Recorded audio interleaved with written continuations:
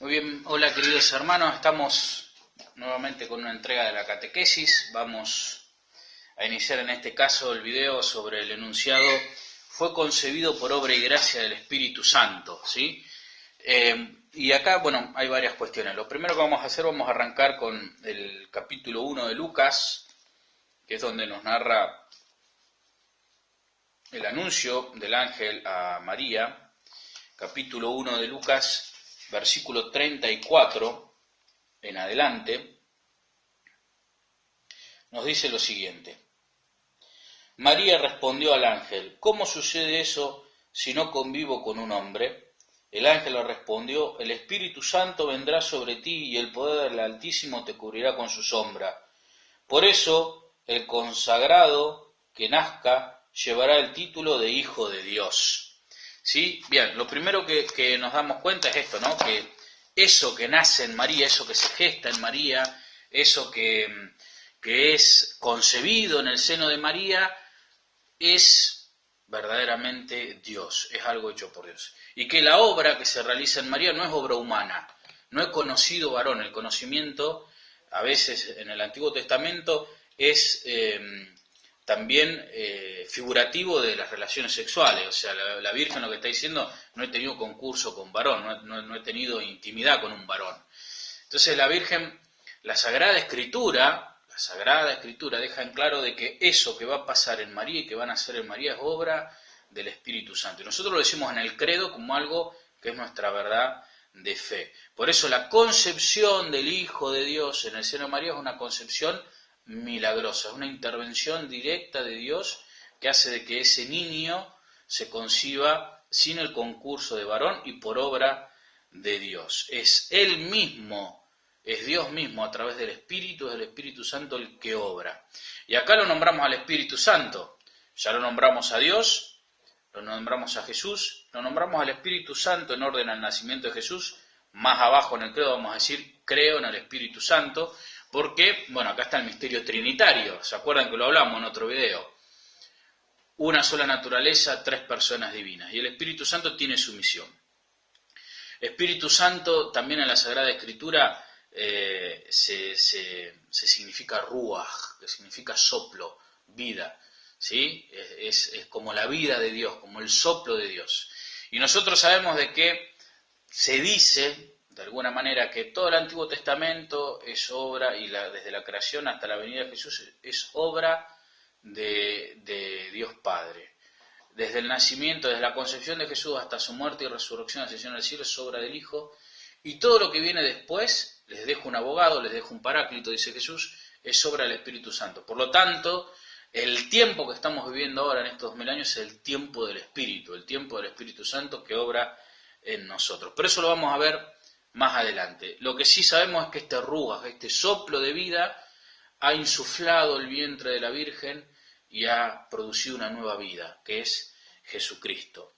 Pero también nos dice otra palabra que es importante, que es gracia, por obra y gracia del Espíritu Santo. Es decir, que hay algo ahí distinto, ¿sí? ¿Qué es la gracia? Muchas veces lo decimos: tengo que estar en gracia de Dios, no estoy en gracia, estoy en gracia, no estoy en gracia, perdemos la gracia, la ganamos. Acá lo importante es saber que la gracia es la presencia de la vida divina en nosotros, es Dios mismo. Se hace divisiones dentro de la gracia, pero es la acción de Dios en nosotros, cómo nosotros permitimos que Dios obre en nuestra vida. Esto lo pueden sacar del Catecismo de la Iglesia Católica a partir del punto 1996 en adelante, se habla de la gracia. Recomiendo que lo lean, ¿sí?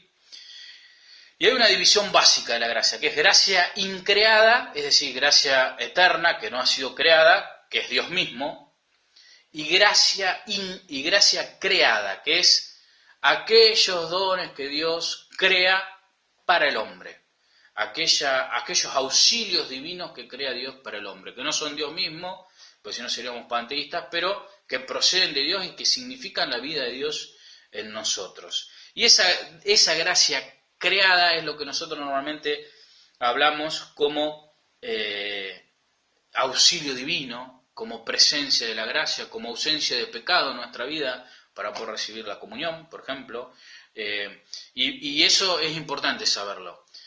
Dentro de la gracia creada hay una gracia que es la gracia santificante, que es la que recibimos sobre todo en el bautismo, que es la que nos perdona el pecado original, recuerden que todos nacemos con el pecado original, ¿sí? Y la que nos sana las heridas del pecado original y permite que los dones del Espíritu Santo y la fe, la esperanza y la caridad habiten en el hombre.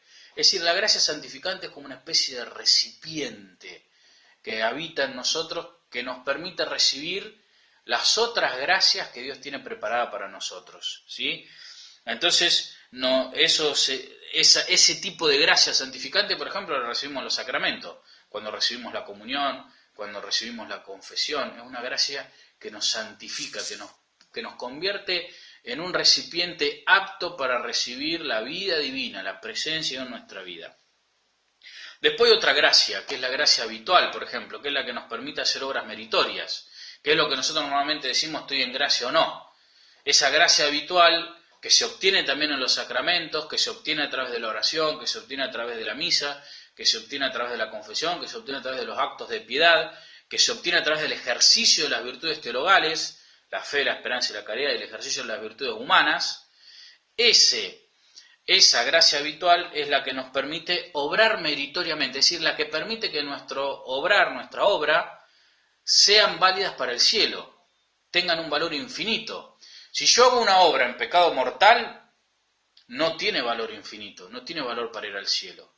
Si hago una obra en gracia de Dios, en esta gracia habitual, es decir, sin conciencia de pecado mortal, esa obra, por más pequeña que sea, tiene un valor infinito. Es decir, la gracia habitual es la que nos permite que nuestras obras finitas tengan un valor infinito y que nos sirvan para el cielo. ¿Qué significa? Yo estoy en pecado mortal, hago cosas buenas, ¿no voy a ir al cielo? No, significa de que para que esas obras tengan un valor de santidad, un valor de vida eterna, necesito la gracia santificante que se dan en los sacramentos, sobre todo en este caso en el sacramento de la reconciliación. Lo que se suele pensar teológicamente es que cuando uno se confiesa, todo el bien que hizo pasado, Dios lo asume y le da un valor infinito. El tema es que si no nos confesamos nunca, esas obras van quedando estériles también. Y eso nosotros lo tenemos que tener en cuenta. A veces vemos que por ahí hay confusión sobre este tema, ¿sí? No es lo mismo estar en gracia que no estar en gracia de Dios. No es lo mismo hacer obras meritorias que hacer obras que no sean meritorias, por más que sean buenas. Por eso no alcanza con ser una buena persona, tenemos que ser personas que busquen la santidad. Y la santidad Dios la ha delegado, Dios la ha transmitido a través de la Iglesia, a través de los sacramentos. Y esa es la acción del Espíritu. El Espíritu sopla donde quiere, pero sobre todo y de modo perfecto en la Iglesia, a través de los sacramentos de la Iglesia, que es el modo ordinario que tiene Dios de llegar a nosotros, ¿sí? Entonces, ese canal de gracia, ese canal de vida, ese canal de posibilidad de que el mérito sea infinito, sea posible para la vida eterna, bueno, Dios lo da a través de los sacramentos. Entonces, voy a tener esa gracia habitual, gracias a que tengo el recipiente para recibirla, que es la gracia santificante. Por eso tengo que tener la posibilidad de confesarme seguido, porque pecamos mucho, ¿sí? Todos pecamos. Entonces, necesito la gracia santificante que se me da por los sacramentos para poder recibir bien las gracias habituales, que son las que permiten tener un hábito de presencia de Dios en mi vida, que hace de que todo lo que yo obre sea obra de Dios. Cada vez que lo hicieron con el más pequeño, lo hicieron conmigo. Después de ahí brota, por ejemplo, la gracia de Estado. La gracia de Estado que tiene un casado, una casada, la gracia de Estado que tiene un sacerdote, que son gracias especiales específicas para el estado de vida de cada uno. Las gracias especiales que necesita una persona que se ha consagrado a través del matrimonio no son las mismas que necesita un sacerdote, son distintas, ¿sí? Aunque todo es Dios, todo es gracia, pero son distintas, son específicas. Eso para ver cómo Dios realmente está atento a nuestras necesidades, a nuestro estado de vida, y acompaña nuestros procesos y nuestro camino. Y después están las famosas gracias actuales. Las gracias actuales son pequeños auxilios que Dios nos da para obrar aquí y ahora, en determinado momento, en cosas específicas. en necesidades muy puntuales que tenemos cada uno de nosotros por nuestra historia, por nuestra vida, por nuestra relación con Dios. Entonces, cuando decimos que creo en Dios, creo en Jesucristo, que fue concebido por obra, es decir, por una acción directa del Espíritu Santo, y gracia del Espíritu Santo, es decir, que en el Espíritu Santo está Dios, y que la Virgen fue envuelta en su gracia santificante, en su gracia habitual, en su gracia también de estado y en su gracia actual. Todo eso fue asistido en la Virgen. Y cuando nosotros decimos que creemos en eso, creemos que Dios hace lo mismo con nosotros, que nos regala la gracia santificante a través del bautismo y nos da la pertenencia a ser hijos de Dios y nos regala esa posibilidad de ser un recipiente de las gracias habituales que Él nos regala a través de nuestra lucha contra el pecado y nuestra búsqueda de la virtud, nuestra búsqueda del bien y de extender el reino de Dios en el mundo, que es lo que terminan siendo para nosotros obras meritorias. Entonces, ¿por qué me tengo que confesar? Porque si no me confieso, primero que el pecado mortal se llama mortal porque mata la vida divina.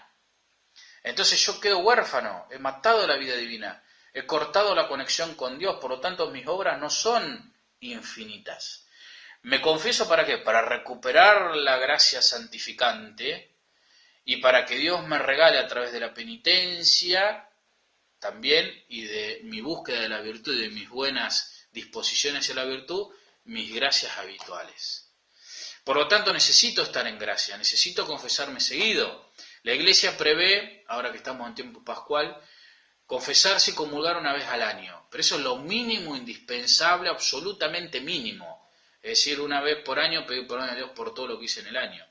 Pero si nosotros tenemos delicadeza de conciencia para con Dios, sabiendo que el pecado lastima a Dios y a nosotros nos hace la posibilidad de ir al infierno, necesitamos confesarnos seguido y tener un hábito de confesión para también tener un hábito de ir repasando, ¿sí?, nuestra vida y mejorándola. Por eso, este enunciado en donde el Espíritu Santo aparece como aquel que obra la encarnación es fundamental. ¿Sí? Gracias al Espíritu Dios se encarna, se hace hombre y gracias a esa encarnación nuestra naturaleza humana está configurada, unida, pegada, maclada, asumida dentro de la divinidad y nos permite a nosotros poder experimentar la presencia de la vida de Dios en nuestra vida a través de la gracia santificante que se nos da en los sacramentos y las distintas gracias habituales y actuales. Por eso, en este enunciado del credo, lo que reconocemos es que el Espíritu Santo, así como obró en María para la encarnación, a través de su gracia, también obra en nosotros a través de la gracia y a través de la Iglesia. Bueno, cualquier duda que tengan me pueden consultar. Sepan que esto está en el Catecismo de la Iglesia Católica de 1996 y les dejo un abrazo y la bendición.